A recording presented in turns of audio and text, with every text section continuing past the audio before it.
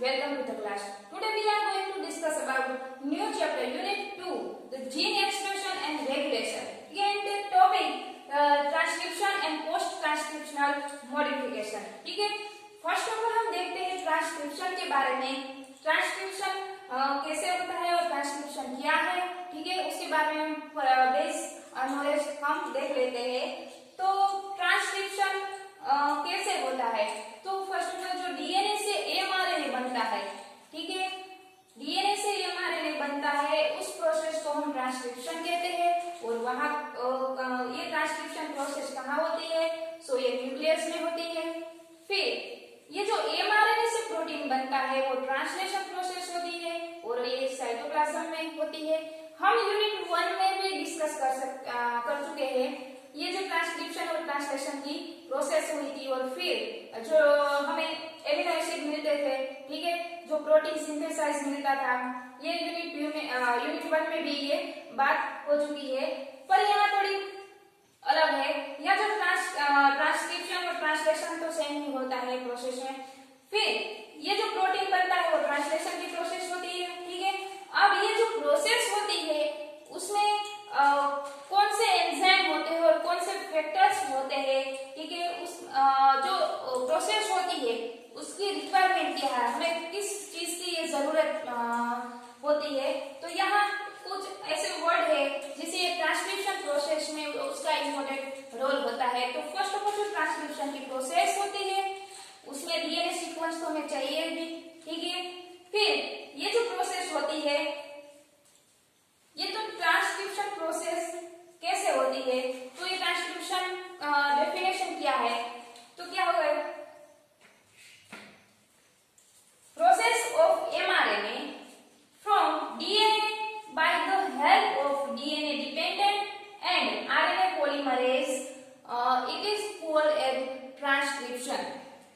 फिर से मैं कहती हूँ ये जो प्रोसेस है एमआरएनए की, ठीक है, वो कहाँ से होती है, ये जो एमआरएनए से डीएनए बनता है, ठीक है, with the help of DNA dependent और आरएनए पॉलीमरेज, ठीक है, ये दोनों की हेल्प से ये डीएनए से एमआरएनए बनता है, ठीक है. एमआरएनए की प्रोसेस बनती है उसे हम ट्रांसक्रिप्शन कहते हैं.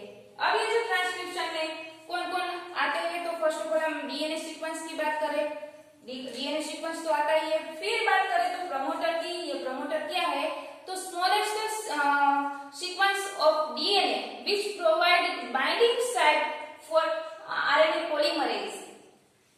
यहाँ जो डीएनए सीक्वेंस है, ठीक है, ये 5 प्राइम से 3 प्राइम तक, ठीक है.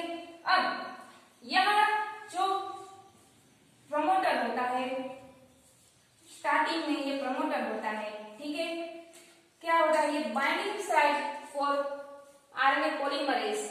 जो आरएनए पॉलीमरेज एंजाइम है, ठीक है, वो बाइंडिंग साइट में उसे प्रोवाइड करता है, ठीक है.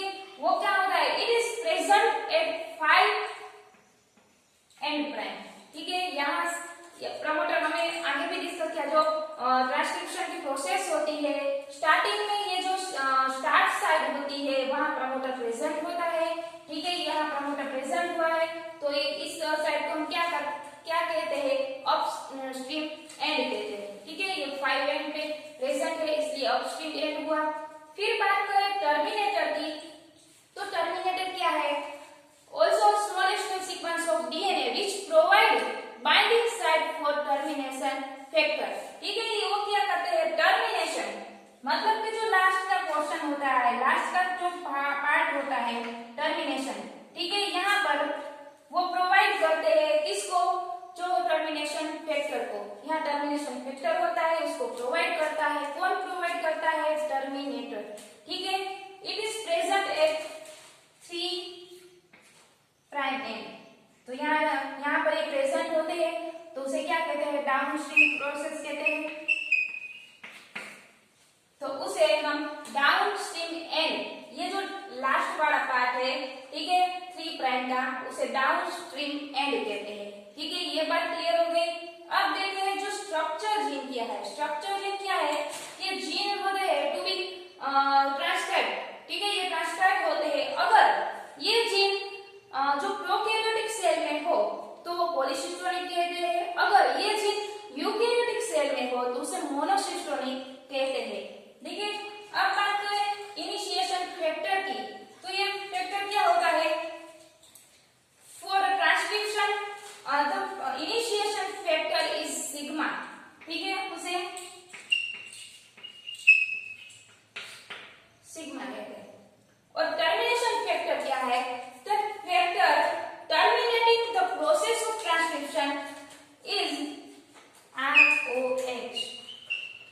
ठीक है, ये बात क्लियर होगी। अब बात करें जो ये प्रोसेस होती है ये जो ट्रांसक्रिप्शन की प्रोसेस होती है, ठीक है, उसमें ये जो एंजाइम यहाँ प्रेजेंट है, तो यहाँ जो आरएनए पॉलीमरेज एंजाइम होते हैं, ठीक है, वो 3 टाइप के होते हैं, RNA polymerase 1, RNA polymerase 2 and RNA polymerase 3। तो ये आरएनए पॉलीमरेज क्या करता है? Used for synthesis of RNA. ठीक है, ये आरएनए सिंथेसिस को सिंथेसाइज करता है, आरएनए को बनाता है। फिर आरएनए पॉलीमरेज 2 वो क्या करता है? एमआरएनए को बनाता है। फिर आरएनए पॉलीमरेज 3 ये जो क्या करता है? सिंथेसाइज ऑफ टीआरएनए, ये टीआरएनए को बनाने में जो प्रोसेस होती है, सिंथेसाइज होती है, ठीक है, उसको बनाने में ये प्रेजेंट होता है, वो यहाँ पर आता है आरएनए पॉलीमरेज 3। ठीक है, ये पॉलीमरेज 3 टाइप के जो पॉलीमरेज होते हैं उसकी बात हो गई। अब बात करें ट्रांसक्रिप्शन की, तो ये ट्रांसक्रिप्शन प्रोसेस होती है, तो क्या होती है? डीएनए से एमआरएनए बनाना है हमें। ठीक है, डीएनए से एमआरएनए बनाना हो हमें, तो ये 3 एंजाइम में से हमें कौन सा एंजाइम चाहिए? तो यहाँ पर देखिए एमआरएनए है। ठीक है, एमआरएनए को बनाता है, कौन बनाता है? RNA polymerase 2। ये बात पक्की हो गई। ठीक है, तो ये आरएनए पॉलीमरेज 2 यहाँ प्रेजेंट होगा।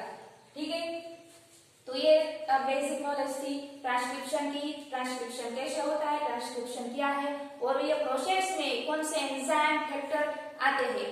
ठीक है,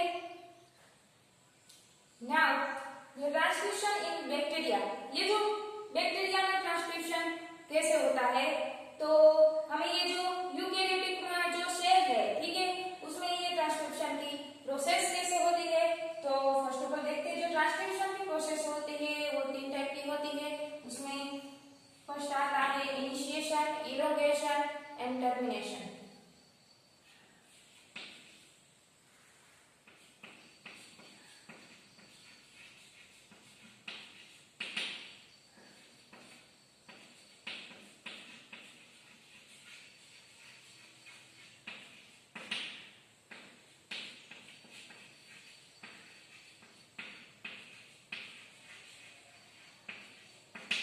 ओके, तो ये इनिशिएशन का पार्ट क्या है? जो शुरुआत का ट्रांसक्रिप्शन की प्रोसेस का जो शुरुआत का पार्ट है उसे इनिशिएशन कहते हैं। जो भी प्रोसेस आगे बढ़ती है, जो बीच वाला पार्ट होता है उसे इलोंगेशन कहते हैं। और फिर टर्मिनेशन, जो लास्ट वाला जो पोर्शन होता है, ठीक है, उसे टर्मिनेशन कहते हैं। तो ये 3 बात क्लियर हो गई। अब देखते हैं कि जो डीएनए की डबल हेलिकल चेन होती है, ठीक है, इसे डीएनए की डबल हेलिकल चेन होती है, ट्रांसक्रिप्शन की प्रोसेस होती है। ठीक है, 5 प्राइम से यहाँ तक ये 3 प्राइम होती है, यहाँ 3 प्राइम से 5 प्राइम। तो अभी हम जानते हैं कि जो ट्रांसक्रिप्शन की प्रोसेस होती है वो ऑलवेज 5 प्राइम से 3 प्राइम ही तक बनेगी। क्यों बनेगी उसका भी एक रीजन है। इस चेन को हम इजीली समझने के लिए ऐसे बना देते हैं। ठीक है, तो ये 5 प्राइम है और ये 3 प्राइम है। अब यहाँ भी 3 प्राइम है, यहाँ 5 प्राइम है। तो ये सवाल आता है, ये जो ट्रांसक्रिप्शन की प्रोसेस होती है वो 5 प्राइम से 3 प्राइम तक क्यों होती है? 3 प्राइम से 5 प्राइम तक क्यों नहीं होती? यहाँ भी 3 प्राइम से और 5 प्राइम है, तो यहाँ से क्यों नहीं होती? ठीक है, तो उसका रीजन यही है, जो इनिशिएशन का पार्ट है और टर्मिनेशन के पार्ट है, उसमें जो रीजन होते हैं, ठीक है, प्रमोटर रीजन होता है, जो टर्मिनेशन फैक्टर्स होते हैं, ये जो उसकी कारण ही इस प्रोसेस होती है। ठीक है, यहाँ जो प्रमोटर होता है, जहां प्रमोटर प्रेजेंट होता है उस साइड से ये ट्रांसक्रिप्शन की प्रोसेस स्टार्ट होती है। तो यहाँ 5 प्राइम से ये प्रमोटर स्टार्ट होता है। रिजल्ट होता है, तो यहाँ से ट्रांसक्रिप्शन की प्रोसेस होती है। ठीक है, ये लास्ट पोर्शन वाला जो टर्मिनेशन पार्ट है, ठीक है, वो वहां भी टर्मिनेशन फैक्टर होते हैं। मेरे कहने का मतलब यही कि जहां ये न्यूक्लियोटाइड की चेन है, जहां पर ये एंजाइम प्रेजेंट, रीजियन एंजाइम जो भी ये प्रेजेंट होते हैं, वहां से ट्रांसक्रिप्शन की प्रोसेस होती है। इसलिए 5 प्राइम से 3 प्राइम तक होती है। ठीक है, इतना क्लियर हो गया। अब बात करते हैं ये जो हम इजीली समझने के लिए इसे स्ट्रेट लाइन को ड्रॉ करते हैं, जैसे कि आपको कोई कंफ्यूजन ना हो। ठीक है, अब ये बात कर रहे हैं जो डीएनए की चेन है। ठीक है, ऐसे ये 5 प्राइम से ये 3 प्राइम से। अब ये ट्रांसक्रिप्शन की प्रोसेस है, उसमें हमें डीएनए से एमआरएनए बनाना है। आप जानते हैं ये जो डीएनए है डबल स्ट्रैंडेड है। ठीक है, अब ये जो एमआरएनए बनेगा वो सिंगल स्ट्रैंडेड है, मतलब कि एक ही स्ट्रैंड है। तो यहाँ पर क्या होगा, एक ही स्ट्रैंड में ट्रांसक्रिप्शन होगी, मतलब कि कोई एक ही स्ट्रैंड होगा वो यूज होगा और दूसरा होगा वो नहीं होगा। ठीक है, ये बात क्लियर हो गई। तो ये डीएनए है डबल स्ट्रैंडेड है, डबल स्ट्रैंड है, लेकिन जो एमआरएनए बनेगा वो सिंगल स्ट्रैंडेड है, इसलिए उसमें कोई एक ही स्ट्रैंड का ट्रांसक्रिप्शन होगी। ठीक है, अब ये जो डीएनए है हमारा, ठीक है, यहाँ जो स्टार्ट है, जो स्टार्टिंग साइज है हमारी, ठीक है, वहां पर प्रमोटर होता है। ठीक है, स्टार्टिंग पोर्शन जो प्रोसेस होती है उसमें, और यहाँ जो लास्ट पोर्शन है वहां टर्मिनेशन होता है। शॉर्ट में मैं लिख देती हूँ, ये टर्मिनेशन पार्ट है। और ये जो बीच वाला पार्ट है, ठीक है, ये बीच वाला पार्ट है, वहां क्या होता है, स्ट्रक्चर जीन होता है।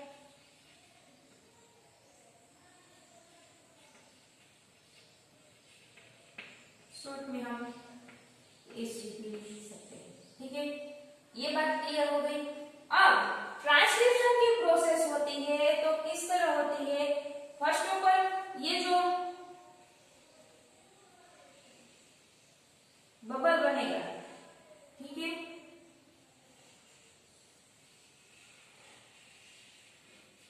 ये 3 प्राइम है और ये 5 प्राइम है। यहाँ प्रमोटर प्रेजेंट होगा। ठीक है, ये प्रमोटर प्रेजेंट हुआ है, यहाँ टर्मिनेशन साइट है, फिर ये स्ट्रक्चर जीन है। यहाँ जो स्ट्रक्चर जीन होते हैं वो ट्रांसक्राइब होते हैं, हमने आगे डिस्कस किया था। अब ये जो बबल्स, उसे ट्रांसक्रिप्शन बबल्स कहते हैं, क्योंकि यहाँ ट्रांसक्रिप्शन की प्रोसेस होती है। तो ये बबल्स कैसे बनता है, यहाँ प्रमोटर होता है। ठीक है, ये प्रमोटर, यहाँ पर ये जो पॉलीमरेज एंजाइम 2 हमने आगे डिस्कस किया था, जो डीएनए से एमआरएनए ट्रांसक्रिप्शन बनानी हो उस प्रोसेस में, तो पॉलीमरेज 2 एंजाइम आता है। ठीक है, तो यहाँ पॉलीमरेज एंजाइम 2 प्रेजेंट है। ठीक है, तो हमारी ये जो ट्रांसक्रिप्शन बबल की जो डेफिनेशन बनती है वो किस तरह बनती है कि ये जो प्रमोटर रीजन है, ठीक है, प्रमोटर पे जो पॉलीमरेज 2 बाइंड करता है, तो जो बबल्स बनता है उसे ट्रांसक्रिप्शन बबल्स कहते हैं। ठीक है, वो पूरी चेन में जो ये डीएनए की सीक्वेंस में जहां जहां भी प्रमोटर पे जो ये पॉलीमरेज 2 एंजाइम है बाइंड करता जाएगा, वहां जो ट्रांसक्रिप्शन बबल्स हो जाएगा। ठीक है, ये बबल्स बना मतलब कि ये जो चेन थी, ठीक है, बाइंडिंग वाली जो हमारी ये चेन थी, ठीक है, धीरे धीरे खुल जाती है। जब प्रमोटर पे पॉलीमरेज एंजाइम बाइंड करता है तो ये डीएनए की चेन खुल जाती है, और खुल जाती है तो बबल्स टाइप ये स्ट्रक्चर बन जाता है। ठीक है, इतनी बात क्लियर हो गई।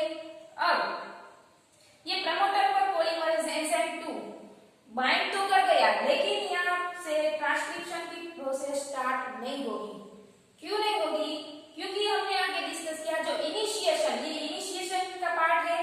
ठीक है, प्रमोटर का ये साइड वाला इनिशिएशन का पार्ट है, पर उसमें कोई फैक्टर ना हो तब तक ये जो ट्रांसक्रिप्शन की प्रोसेस होती है वो स्टार्ट नहीं होगी। ठीक है, तो क्या हमें डिस्कस किया जो सिग्मा था, इनिशिएशन फैक्टर सिग्मा, ठीक है, ये सिग्मा है। ठीक है, वो क्या करेगा, ये सिग्मा, उसके बगैर ट्रांसक्रिप्शन की प्रोसेस स्टार्ट नहीं होगी। तो ये सिग्मा क्या करेगा, ये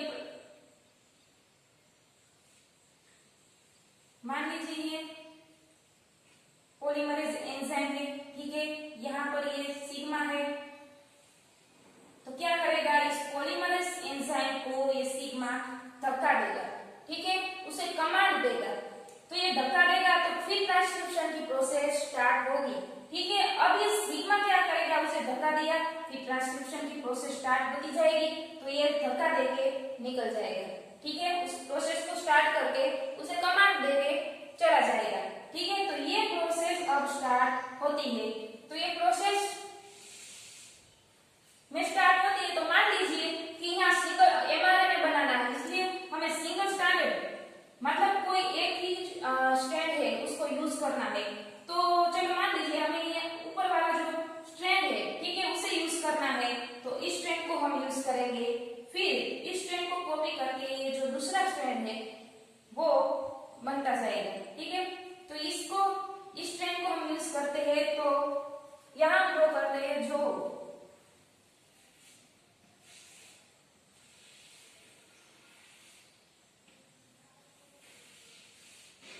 ये 3 प्राइम है और ये 5 प्राइम है, यहाँ पर प्रमोटर है, यहाँ पर टर्मिनल है। अब ये जो ट्रांसक्रिप्शन की प्रोसेस होती है, ठीक है, हमें ये पार्ट यूज किया है, तो इसको हम टेम्पलेट बोलेंगे, क्योंकि यहाँ से हमें कॉपी करनी है, ठीक है, टेम्पलेट से हमें कॉपी करनी है, तो ये टेम्पलेट स्ट्रैंड हुआ।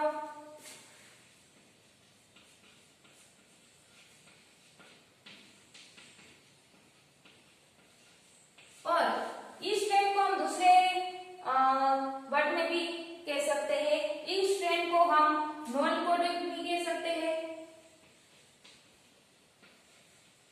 नॉन कोडिंग स्ट्रैंड, और उसे एंटी सेंस स्ट्रैंड भी कह सकते हैं।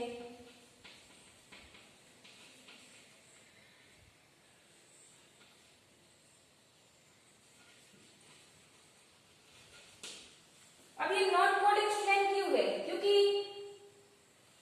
ये जो यहाँ पर जो आरएनए बनेगा, ठीक है, और ये कोड नहीं करेगा, लेकिन यहाँ पे ये जो आरएनए बनेगा यहाँ पर उसको कोड करके उसको जो मैसेज को रीड करके ये कॉपी करेगा, उसे ये उसको ये कोड करेगा, तो ये नॉन कोडिंग है। और ये जो कॉपी कर रहा है तो उसे हम क्या कहेंगे, कोडिंग स्ट्रैंड कहेंगे,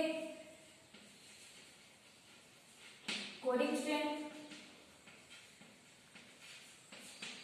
ठीक है, ये कोडिंग स्ट्रैंड है, उसे एंटी सेंस, यहाँ एंटी सेंस है तो यहाँ सेंस स्ट्रैंड कहेंगे, सेंस स्ट्रैंड कहेंगे, ठीक है। अब ये दो टेम्पलेट की बात हो गई, ठीक है। अब बात करें जो ट्रांसक्रिप्शन की प्रोसेस होती है, ठीक है, यहाँ पर पॉलीमरेज एंजाइम 2 था, जो रो फैक्टर था वो धक्का देके चला गया, फिर ट्रांसक्रिप्शन की प्रोसेस होती है, तो क्या होती है यहाँ पर ऐसे, क्योंकि बाइंडिंग चेन तो होती है ना, ऐसे होती है, ठीक है।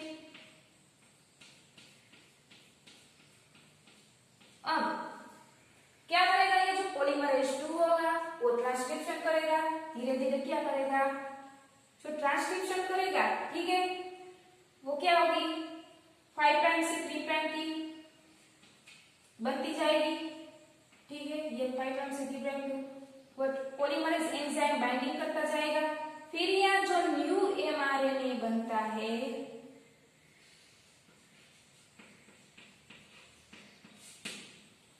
ठीक है, ये जो न्यू एमआरएनए बना है वो क्या करेगा, कॉपी करेगा, मैसेंजर से एमआरएनए है, मैसेंजर आरएनए है, ठीक है, वो मैसेज देगा, कॉपी करेगा, क्योंकि जो डीएनए है वो खुद तो कैरी नहीं कर सकता, कॉपी नहीं कर सकता, ठीक है, मतलब वो खुद का वो मैसेंजर बना लेता है, वो मैसेंजर ट्रांसलेशन में जाके जो मैसेज लेता है, ठीक है, फिर ये जो एमआरएनए बना, फिर क्या होगा, यह जो टर्मिनेशन की प्रोसेस होती है, धीरे धीरे ये इलोंगेशन की प्रोसेस हो गई, बीच वाला पार्ट आ गया, बबल्स धीरे धीरे आगे बढ़ता जाएगा और बीच का पार्ट आएगा, फिर ये लास्ट पोर्शन में बबल्स जाएगा, तो क्या करेगा, ये जो प्रोसेस होगी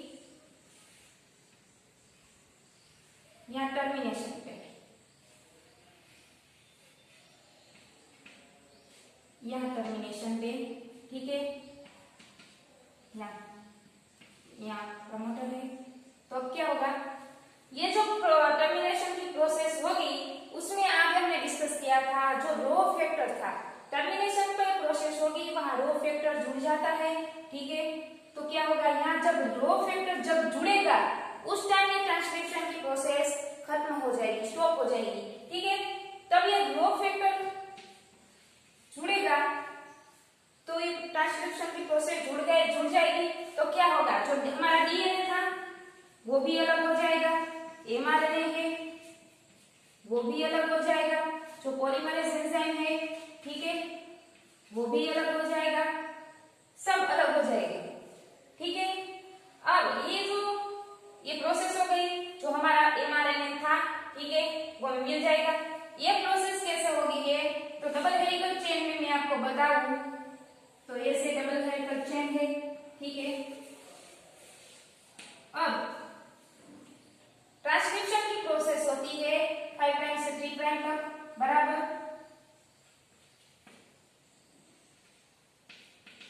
अब ये ट्रांसक्रिप्शन की प्रोसेस होती है तो यहाँ पर ये जो न्यू हमें मिला, ठीक है, बाइंडिंग साइट।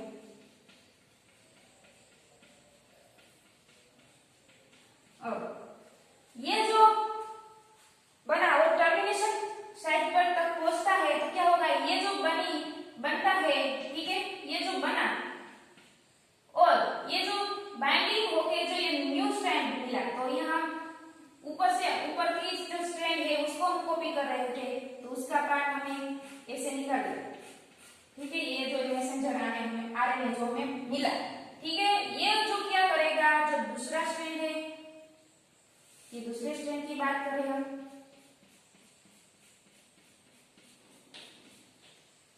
वहां मैसेंजर आरएनए कॉपी करके आया है, फिर क्या करेंगे, कुछ ऐसे पार्ट है जो यूजलेस है, जो हमें नहीं चाहिए, उसे क्या करेंगे, कटिंग करेंगे, ठीक है। मान लीजिए इतना पार्ट में कटिंग कर लिया और निकाल दिया, उसको जब ये जो मैसेंजर आरएनए है, ठीक है, वो यहाँ टेम्पलेट का काम करेगा, उसको ये फिर ये क्या करेगा, जो फर्स्ट था उसकी तरह ये कॉपी बन जाएगा।